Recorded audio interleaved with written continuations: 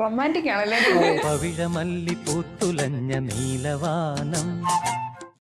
ഇവർക്ക് എല്ലാത്തിനും ഒരു കഥ ഉണ്ടാവും പറയാൻ.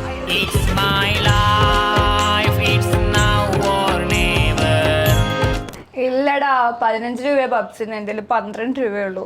പൈസയില്ല കയ്യിലൊരു നയാ പൈസയില്ല, നഞ്ചു വാങ്ങി തിന്നാൻ പോലും നയാ പൈസയില്ല. ചേട്ടന് ഏറ്റവും കൂടുതൽ ഇറിറ്റേറ്റ് ചെയ്യുന്ന ഒരു കാര്യം?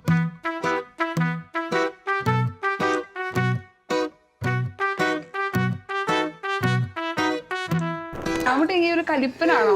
വീട്ടിൽ ഇങ്ങനെ തന്നെയാണോ?